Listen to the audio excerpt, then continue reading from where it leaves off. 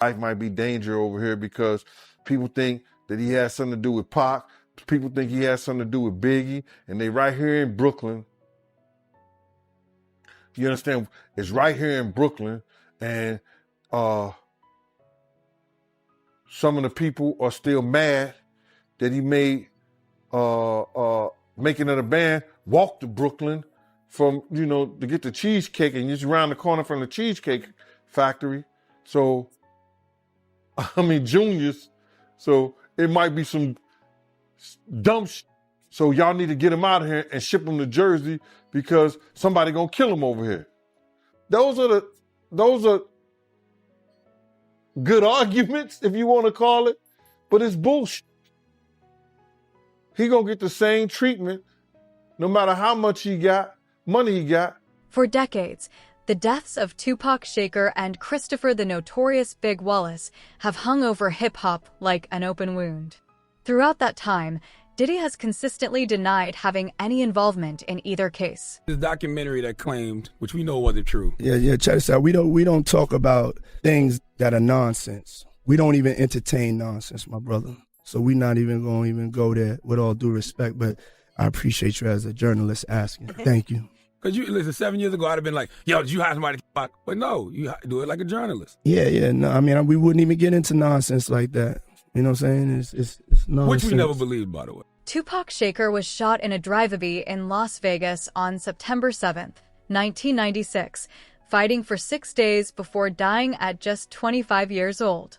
Only 6 months later, Christopher the Notorious Big Wallace was killed in a similar attack in Los Angeles on March 9th, 1997.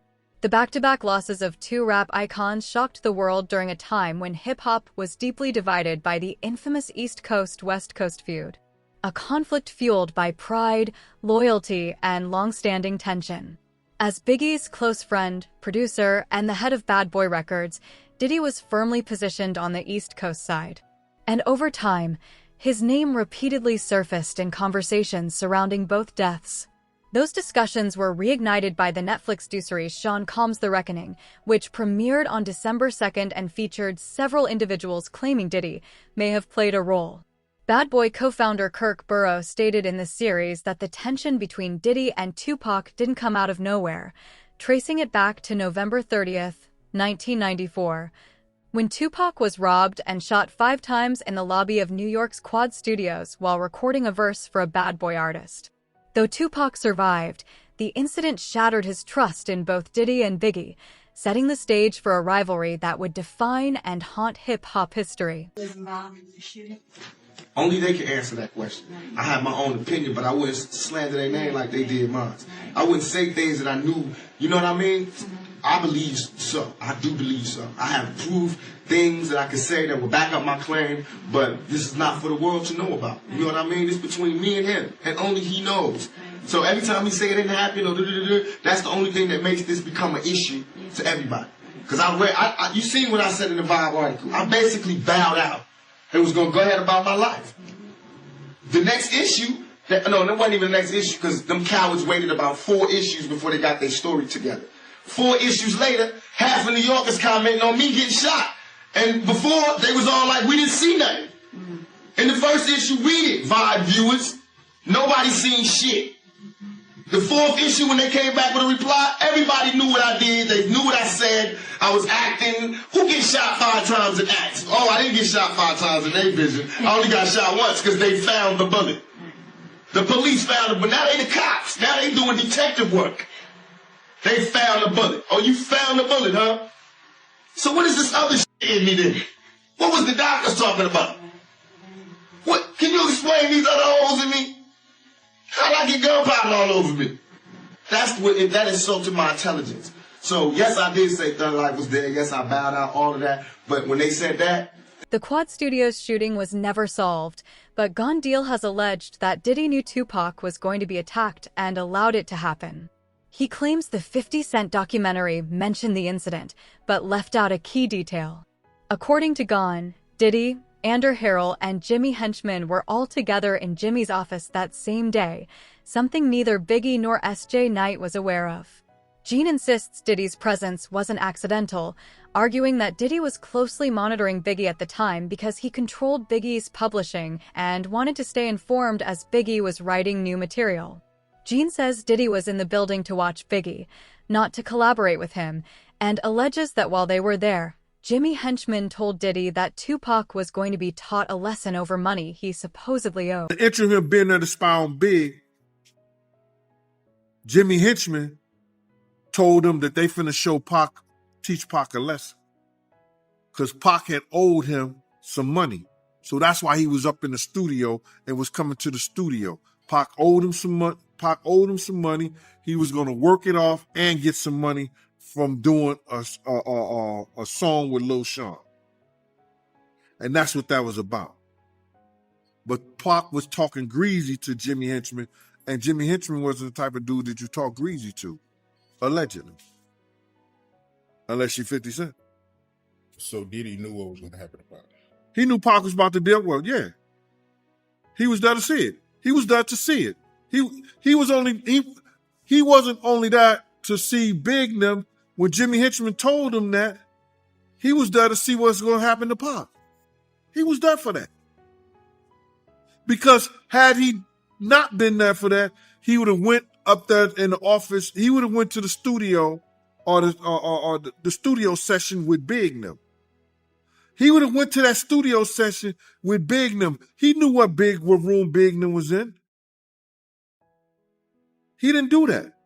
He was there to see what was going to happen to Pac after Jimmy told him. And that's factual. Gene says his claims align with what Kirk Burrow has also suggested, that Diddy was involved behind the scenes, and argues that if money was part of the situation, Kirk would be in a position to know exactly where it came from. Kirk Burrows, he also said that, he feels like, Diddy was behind Pac murder. Yeah. If Diddy played a part in that stuff, like he said, Kirk know where the money came from.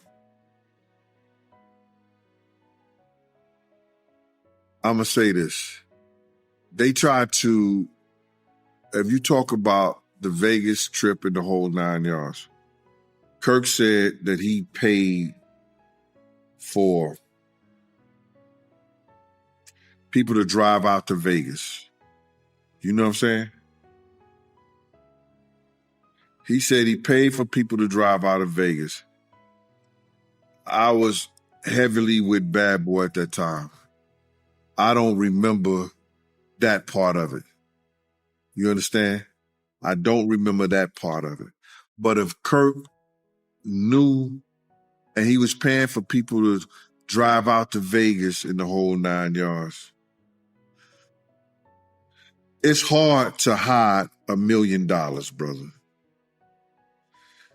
You ain't going to cash that in the check cashing place. You signing that over to somebody. I said 1,000 times, and I'll say it 1,000 times again. Eric Von Zip showed me and my man Boondang, a.k.a. my man Slick, a check for $1 million. We don't know, and everybody trying to say, lying, talking about half of it got paid, 500. I don't know. I know when I asked him about, we asked him, do we ask? No, we didn't ask him.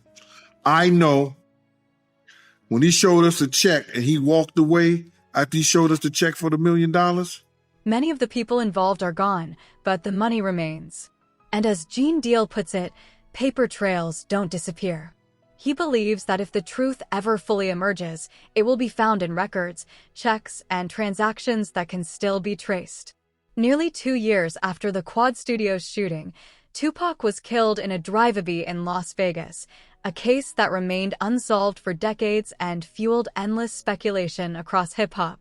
That changed in September 2023 when Duane Keefe D. Davis was arrested and charged with murder, with prosecutors alleging he played a key role in Tupac's killing.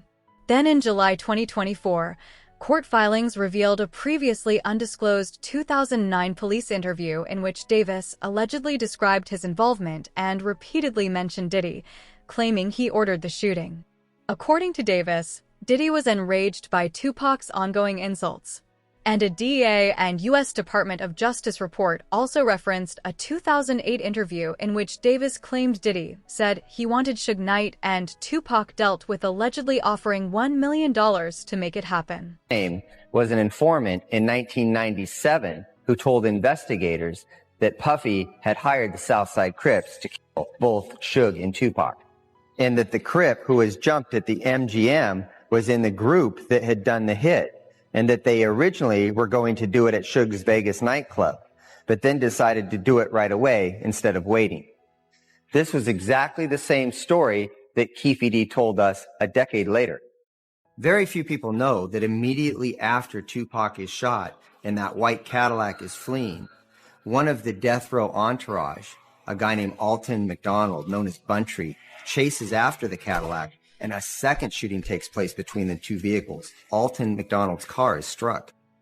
In fact, within the Las Vegas files, there's a document that indicates that Alton McDonald's car had been struck by a bullet that night. Said that, like, in retrospect, that was probably the best thing that could have ever happened to Puffy. By Zip stealing the money, now Puffy isn't connected to that shit. Or else it would have been like a hire or something, you know what I'm saying? The FBI said So the FBI told you the he same was thing. a dirty motherfucker. So the FBI told you that Zip kept that money as well. They said Zip's a dirty motherfucker. Everybody crossed you. You're the last one to know every fucking thing. Even lawyers, your friends, everybody. Diddy has denied all of the allegations, and in July 2024, the Las Vegas Metropolitan Police Department stated that Sean Combs has never been considered a suspect in the Tupac Shakur homicide investigation. He has never been charged while doing Keefe D. Davis has pleaded not guilty and remains in custody as his trial continues to face delays. After Tupac's death, the sense of danger reportedly did not fade. According to people close to the situation, Diddy and his East Coast team were warned against traveling to the West Coast. Despite those warnings, Diddy moved forward with plans to promote Biggie's upcoming album. Even though Biggie was reportedly reluctant to go, a decision Kirk Burrow later claimed in Sean Combs. The reckoning was strongly encouraged by Sean himself. I seen an interview that Puffy did with Fat Joe where he was talking about Biggie in his last moments in L.A., and he told Fat Joe that he didn't want to go to L.A., he actually wanted to go to London. But Biggie, he was the one that wanted to go to L.A., and he was the one that was pushing to go to L.A. That's not true. My name is Kirk Burrows. I ran Bad Boy Entertainment. I helped co-found it. I created the company with him. I raised from general manager to president. And at that time, I put all of those business plans together. And Biggie didn't want to go to LA, ended up going. What got him out there was a week ahead of time to ease him into the whole award show. He may not have wanted to go to London, but was talked into it. First time ever, a rapper of your stature getting this treatment, that would be something he would be interested in doing, but he was easily talked out of it by Sean so that they can make an appearance at an event in LA that Saturday night, a part of the posturing of not only did we come to the award show, not only am I recording my album out here,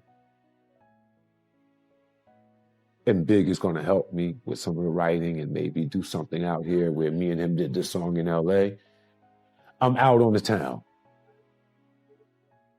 Gene Deal has corroborated this account, revealing that Clark Kent, a close associate of Biggie and industry insider, admitted he questioned why Biggie was even going out that night. Biggie was supposed to be traveling, not partying. And when Clark asked why they were heading to the Peterson Museum, Biggie explained it had been arranged by Puffy and another person.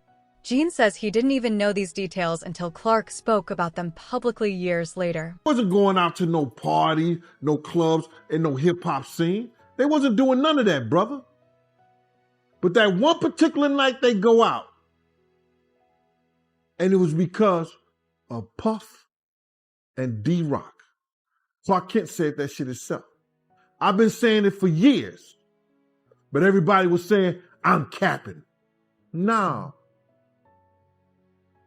What do you call Clark Kent? Is he capping? He's a vice president of a record company. You understand what I'm saying? He was DJing for Big. Is he capping?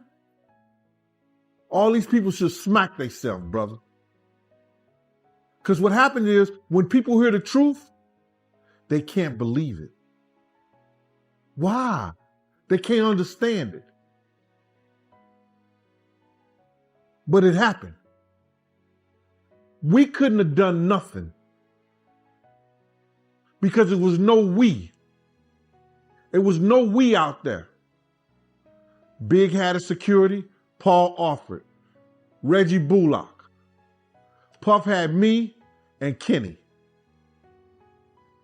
We was down 6 to 8 other men. And it's 23 people in the entourage. And none of them got no guns.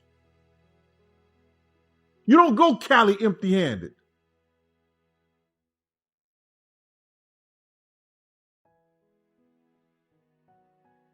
We couldn't have done nothing, man.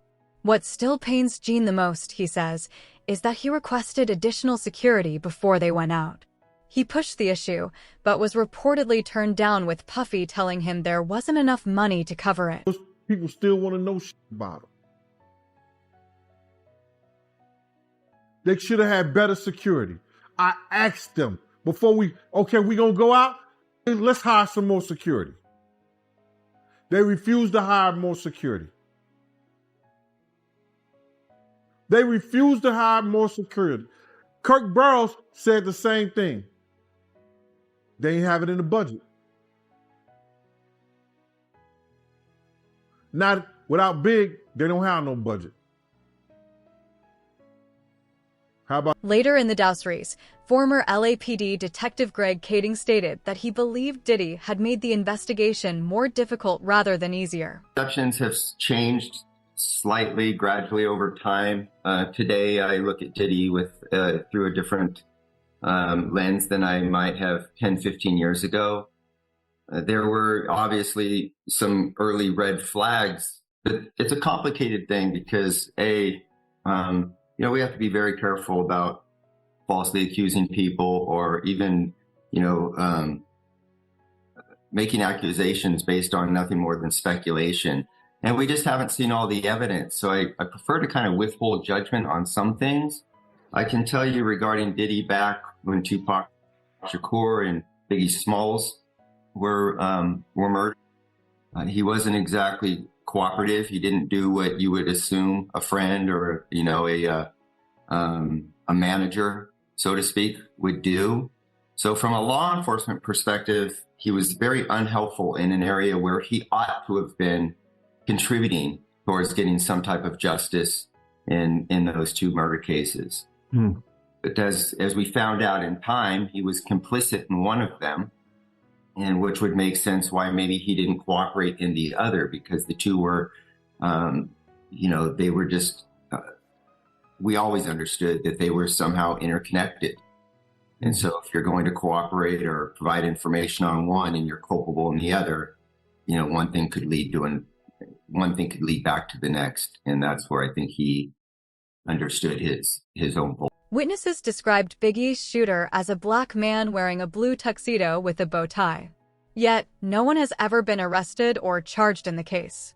Decades later, both murders remain officially unsolved, and Diddy has not faced any charges, though that could change as more connections regarding his alleged involvement in Tupac's death continue to surface. According to Kirk Burrow, the tension between the camps existed long before Tupac ever stepped into Quad Studios. Trust was thin, egos were high, and the industry was riddled with quiet rivalries. When Tupac was robbed and shot inside the building, Burrow says the fallout was immediate and intense. And from that moment on, nothing between the East and West Coast camps would ever be the same. He was friendly with Big. He saw Little Sean, people like that. They wanted him to come and do a record. That was what was set up at Quad. Biggie knowing Little Sean, they were all there, C's, all of them. It was just going to be a fun night at the studio. Pac showed up. He saw them looking down from the window. His new friends were there. An incident happened in the elevator. It might have been a scary thing, like just to send a message. Tupac standing his own ground, just didn't leave it at that. He ended up getting hit. getting shot. The elevator went up. Our people were shocked to see him in that state. He was shocked to see our people looking at him shocked. He thought that they knew something about it. He thought if he was in New York and he was with all the rappers from the East, they must have known what was going to happen. It had to be in the wind. And situations aren't laid out like that. And it was the furthest thing from the truth, but he held that to his heart. And then he went away. A few other things happened, got better, got repaired, went away, went to jail on the rape charge. Once that came down on him, it looked as if the East Coast must have been the worst thing and the worst place for him to have come to. And it looks as if the friends that he had just turned their backs on him. Suge stepped in. Suge stepped in. And when Suge stepped in, he signed him. He signed him to a napkin at Clinton. And that letter that he sent through Wendy Day, she was definitely a person that was connected and a mediator between most everyone in the hip hop game and had been for a minute, legendary person. She delivered the letter to my office. It started with West Side Up. So it gave an indication of rumblings that we heard in the street with him being shined by Suge was definitely true. He's going to go west when he comes back. And he has an issue